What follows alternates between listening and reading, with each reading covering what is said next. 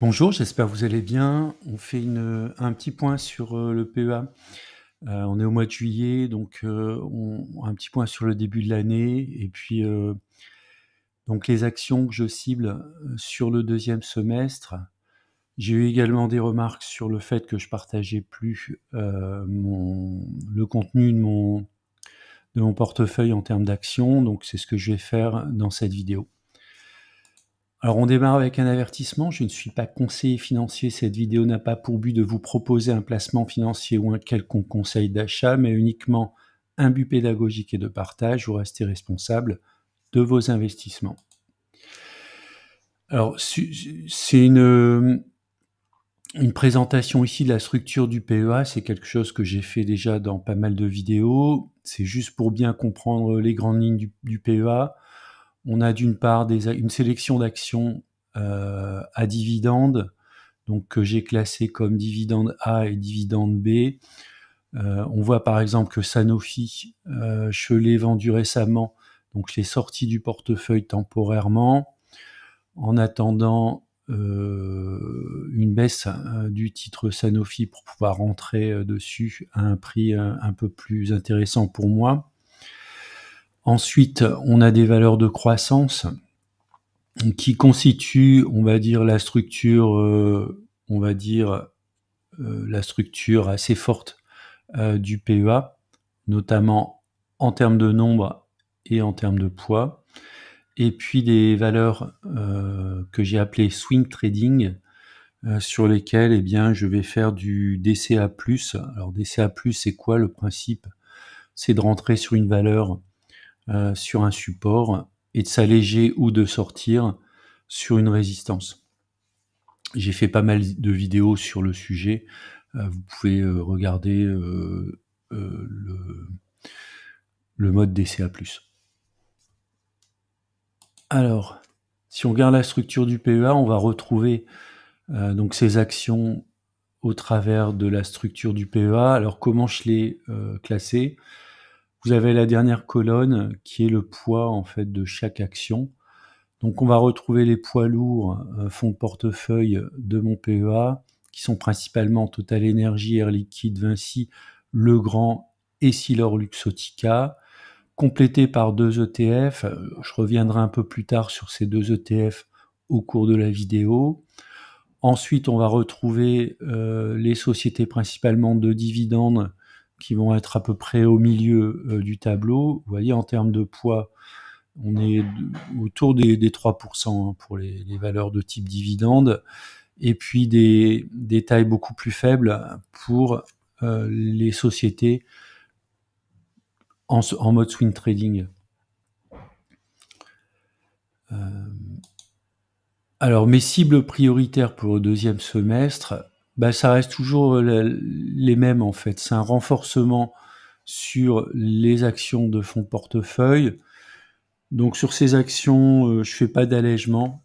C'est une stratégie que j'ai choisie délibérément. C'est de ne pas prendre de bénéfices, même s'il y a de fortes plus-values. On prend par exemple Total Energy, il y a quand même 36% de plus-value. Vous prenez par exemple l'ETF sur le Nasdaq qui a 60% de plus-value. L'ETF sur le SP500, il y a 37% de plus-value. Voilà, je suis plutôt sur ces actions-là, je suis plutôt en mode renforcement DCA+. Ensuite, on va retrouver donc LVMH. Alors c'est une action sur laquelle je souhaite continuer à investir dans le temps. Pour moi, le niveau de PRU est trop élevé. Ensuite, une autre action qui est également dans le luxe, mais cette fois-ci au niveau des voitures, donc c'est Ferrari. Je suis rentré assez récemment sur Ferrari. Donc j'ai un PRU de 348 €, 6 actions. J'ai prévu de me renforcer dans le fil du temps. Alors, je pense que l'action peut encore baisser, mais on est quand même sur des zones de prix autour du PRU qui me semble tout à fait correctes. Et puis L'Oréal, alors ça c'est une action que j'aimerais bien voir dans mon top 5. Malheureusement, depuis quelques mois, voire quelques années, pour moi le prix La cotation est beaucoup trop élevée, notamment par rapport à un indicateur que je suis, c'est la valeur théorique sur les droites de régression. Donc j'attends une baisse de L'Oréal largement en dessous de mon PRU pour pouvoir entrer dessus, idéalement en dessous des 400, même plutôt autour des 360-380. Donc si l'action va sur les 360-380, il y aura sans doute un renforcement très fort sur l'action L'Oréal. Alors si on regarde les ETF, donc j'ai 2 ETF dans mon PEA, l'ETF SP500 et Nasdaq 100. Donc j'ai pas renforcé depuis un petit moment, car pour moi, il me semble assez haut en termes de cotation. On regarde, ils sont les deux à peu près à 1,35 écart type, ce que vous voyez ici sur la droite. Alors en haut, ça correspond à un ETF sur le Nasdaq 100. On a un cours de 57 € pour une valeur théorique de 49 €, donc il faudrait que ça baisse un peu. On a quand même une progression sur les 12 derniers mois de 43%, ce qui est à mon goût un peu trop fort, donc j'attends une correction de ce côté-là pour pouvoir renforcer. Si vous recherchez cet ETF, il suffit tout simplement de taper PANX, qui est le code de l'ETF. Et puis le deuxième ETF, c'est sur le SP500, donc un ETF Amundi SP500, qui est également à 1,37 écart type, qui lui a progressé de quasiment 30% sur les 12 derniers mois. Donc j'attends pour ces deux ETF, une petite correction pour pouvoir continuer le renforcement au sein du PEA. Donc on peut voir qu'ils occupent quand même le top du classement. Pour moi, en fait, c'est intéressant parce que je vais chercher une croissance qui est supérieure à la croissance du CAC 40, dividende inclus. On a 16% pour le Nasdaq 100 et 12,64% pour le SP500. Alors le troisième point aussi pour pouvoir saisir des opportunités, c'est avoir un bon niveau de cash. Donc c'est mon cas en fait. Alors j'ai d'une part donc un niveau de cash assez élevé, en tout cas pour ce que j'en pense. C'est un peu moins de 10%, 9 800 €. Et puis surtout, il faut se projeter sur les mois qui restent d'ici la fin de l'année. C'est des capacités à apporter encore au niveau de mon PEA avec un minimum donc il reste 6 mois, donc de juillet jusqu'à décembre. Donc c'est au minimum 6 versements de 600 €, donc qui vont compléter le cash 3 600 €, sans doute un peu plus. Des dividendes encore à toucher sur le deuxième semestre, à peu près 800 €. Donc on est déjà à 4 400 € de capacité, on va dire, à augmenter le cash, ou du moins à renforcer en cas de chute assez forte des actions. Et puis également donc des plus-values sur trading action PEA. Alors là, c'est relativement impossible à estimer puisque on peut pas savoir à l'avance en fait, notamment sur les actions sur lesquelles j'ai investi en mode swing trading, comment elles vont se comporter d'ici la fin de l'année. Et enfin, le dernier point, c'est des versements supplémentaires, ce que je vais appeler extra-versements, donc en fonction de la performance du swing trading, et également en fonction de mes capacités propres à pouvoir verser des liquidités dans le PEA. En tout cas, mon objectif, je l'avais dit aussi dans une vidéo, notamment sur la partie stratégie, l'un de mes objectifs, c'est d'atteindre le plus rapidement possible les 150 000 € de versement sur le PEA. Plus tôt, on va dire, on va faire grossir le nombre, on va dire, les apports sur le PEA, plus rapidement ces apports se transforment en investissements, les investissements en plus-value ou en dividendes. Donc c'est important peut-être dans les premières années dans lesquelles on va investir. Là, je m'adresse peut-être aux personnes un peu plus jeunes. C'est important, alors même si c'est souvent difficile, puisque quand on est jeune, on démarre dans la vie, on n'a pas grand-chose, mais ça peut être important d'essayer de mettre un maximum, en fait, très tôt, puisque plus la valeur du portefeuille est importante, plus derrière les dividendes ou les plus-values en mode cumulé seront importantes et vont produire des effets beaucoup plus importants dans les années qui suivent. Alors le dernier point aussi, un tableau de bord que je suis. Donc c'est un tableau de bord dans lequel, alors je vais mettre mon portefeuille, ou du moins les actions principales de mon portefeuille. Je vais récupérer ici mes actions croissance, quelques actions dividendes, et puis les actions de mon compte titre ordinaire. Donc je vais récupérer les cours des actions. Et puis ici, je vais créer une colonne crack. En fait, je vais imaginer une chute de ces actions. Alors, c'est paramétrable. Par exemple, ici, j'ai mis une chute de 15%, ce qui me donnerait une valeur par rapport au cours, une valeur cible. Derrière, je vais mettre un PRU, puis déjà, dans un premier temps, je vais comparer le PRU que j'ai par rapport à la valeur cible en cas de crack, par exemple de 15%, ce qui permet de voir quelles sont les actions qui sont potentiellement à risque. Vous voyez, par exemple, Vinci, j'ai un PRU de 104 euros. En cas de crack, une chute de 15%, on se retrouve à 84 euros. Donc là, je serai quand même en forte moins-value de l'ordre de 20%. Par contre, si on prend Air Liquide avec un PRU de 127 euros, un crack amènerait le cours à 137 euros. Alors ça, c'est peut-être avant le split. Donc je suis encore en mode, on va dire, en zone sécure. Donc voilà, je l'ai fait un petit peu pour l'ensemble de mes actions, ce qui me permet notamment, lorsque je vais renforcer les actions, de regarder aussi quel est mon PRU par rapport à cette notion ici de forte chute. L'idée, c'est de préserver le portefeuille en plus-value. Le deuxième point, je l'avais dit également dans une vidéo, ce qui pourrait être intéressant, c'est d'essayer de maintenir, même si on est en mode DCA ou DCA+, parce que acheter une action et puis, la garder 10 ans sans la renforcer, alors certes, on aura un PRU très intéressant, mais pour moi, ça n'a pas forcément de sens d'avoir un PRU très bas et d'avoir une toute petite ligne sur des actions, par exemple, de croissance.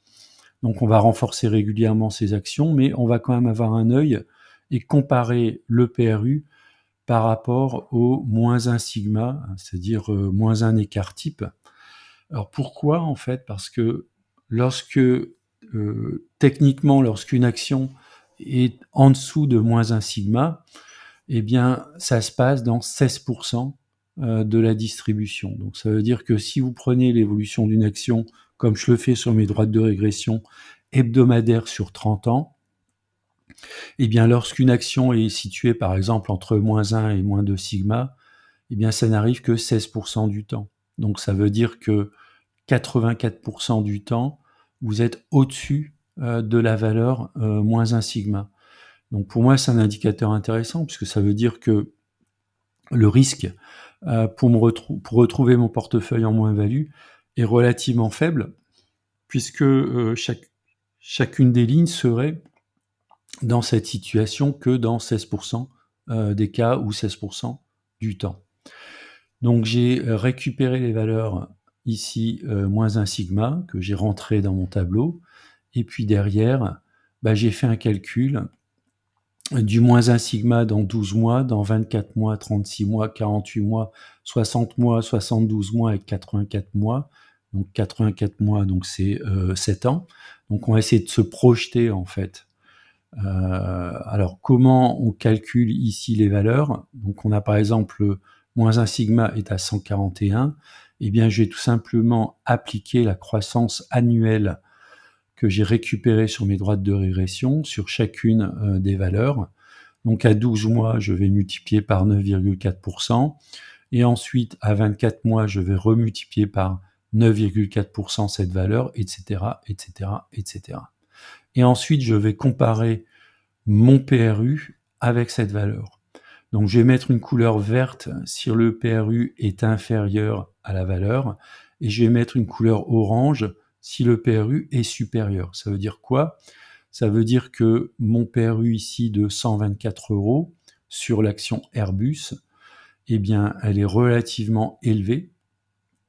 On le voit d'une part en cas de crack de 15%, le cours sera à 109 €, donc je serai en perte. Mais ce qui m'intéresse aussi, c'est de regarder par rapport au moins 1 sigma. Actuellement, le moins 1 sigma sur Airbus est à 84 €, donc je suis quasiment 50%, actuellement mon PRU 50% au-dessus du 84 €, et il faudrait attendre l'année 2029, bien sûr si je n'effectue aucun achat d'ici là, pour retrouver ici un prix inférieur à moins 1 sigma, qui serait le moins 1 sigma en mai 2029. Alors ça m'aide aussi notamment pour renforcer, hein, typiquement Airbus, il faut absolument que je fasse baisser mon PRU, donc je ne vais pas renforcer sur des cours supérieurs à 124 €. Il faudra bien sûr que j'attende des cours inférieurs à 124 € pour pouvoir rentrer sur Airbus. Alors une action comme Airbus, ça peut paraître un peu compliqué de se dire, vu le carnet de commandes, ça peut être un peu difficile d'avoir un cours qui baisse, mais on a vu par exemple récemment avec l'annonce de l'abaissement des objectifs de livraison des avions, le cours a chuté. Donc, alors peut-être qu'il chute pas assez, mais en tout cas c'est un indicateur. Peut-être qu'un deuxième trimestre qui serait moyen, on pourrait retrouver un cours, je sais pas, peut-être pas 84 €, mais on pourrait se retrouver sur les 100 €. Ce qui me permettrait ici de me retrouver sur un moins 1 sigma équivalent à mai 2026.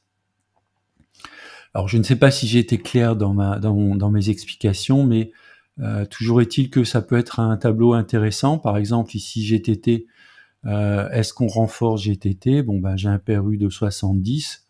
Je me dis que de toute façon, même si je l'achète, par exemple, si j'augmente mon PRU et qu'il passe à 105 ou 106 €, eh bien je suis encore en dessous de moins 1 sigma équivalent à l'année prochaine. Donc pour moi c'est tout à fait faisable, par exemple, d'acheter du GTT même à 120 €. Même si ça fait grimper mon PRU à 100 €, je serai toujours en dessous en fait d'un moins 1 sigma sur les prochaines périodes.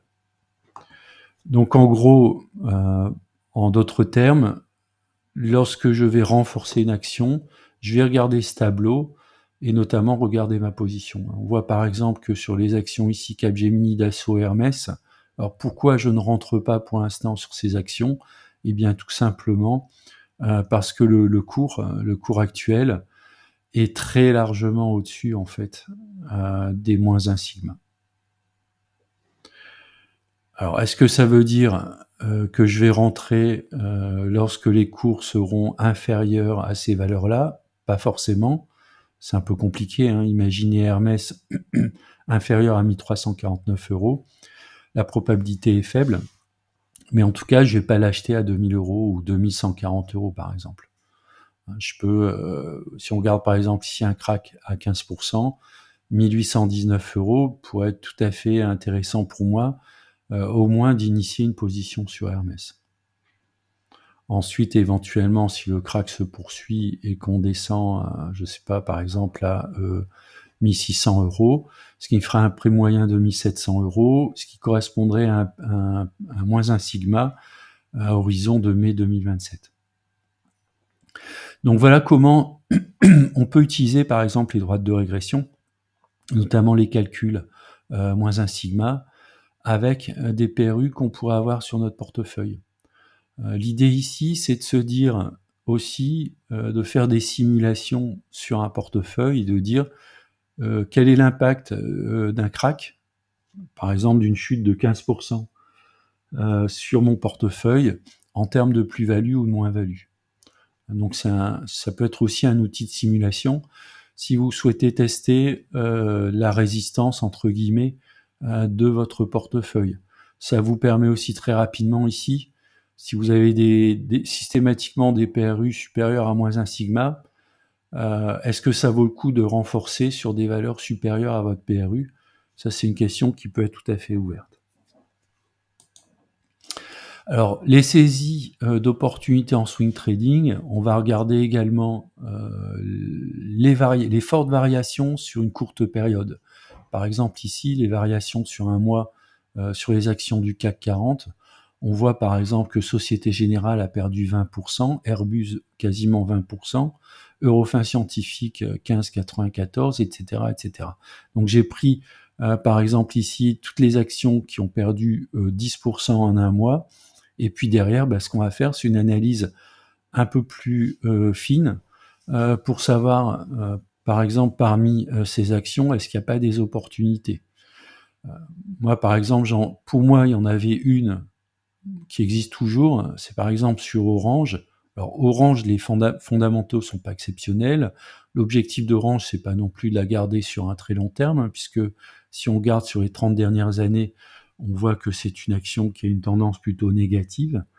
Par contre, une action comme Orange qui perd 11% sur un mois, est-ce qu'il n'y a pas quelque chose à faire en fait sur ce type d'action? Alors pour moi, la réponse est oui en fait. Une autre action également qui m'intéresse, c'est dans une moindre mesure des bancaires, on va dire avec des fondamentaux qui sont relativement bons. C'est une société comme Crédit Agricole qui a perdu plus de 13% sur un mois. Bon, là, ça peut être quand même aussi un point, une interrogation. Est-ce que ça vaudrait pas le coup de rentrer sur Crédit Agricole et de jouer un rebond au moins équivalent à la chute? Et puis il y a d'autres actions qui peuvent être un peu plus sujettes à discussion, ces sociétés comme Eurofins Scientifique, le fonds Moody Waters est en train de l'attaquer. Bon, là, c'est peut-être pas forcément adéquat de rentrer sur l'action, sachant que potentiellement, elle peut chuter beaucoup plus fortement que les 15%. Airbus, par exemple, si vous n'avez pas d'Airbus, vous pouvez vous poser la question. La société a perdu quasiment 20% en un mois. Est-ce qu'il n'y aurait pas là un bon point d'entrée? Alors, on ne va pas rentrer massivement sur Airbus à 128 €, puisque si on regarde les droites de régression, je crois, on est quand même à des niveaux encore un peu élevés, mais au moins on pourrait initier une toute petite ligne, par exemple 2 actions, ça ferait à peu près 260 €. Si on souhaite investir par exemple 1 000 € sur Airbus, on pourrait rentrer une toute petite position pour avoir au moins un point pivot sur lequel s'appuyer lors d'une baisse par exemple pour renforcer. Alors, moi j'ai 55 valeurs en fait dans mon portefeuille potentiellement qui m'intéressent en swing trading. En jaune ici sont les actions dans lesquelles je suis investi et puis en blanc sont les actions que je regarde de manière assez régulière. Voilà, c'est la fin de la vidéo. J'espère qu'elle vous a été utile. N'hésitez pas à mettre des commentaires si vous souhaitez. Je propose un abonnement donc sur le site investirsurlongterme.fr. Vous aurez un accès par exemple direct à mes portefeuilles en temps réel. Je partage également en temps réel tous mes achats et mes ventes. Et puis bien sûr l'accès aux droites de régression. Je vous dis à bientôt pour une prochaine vidéo.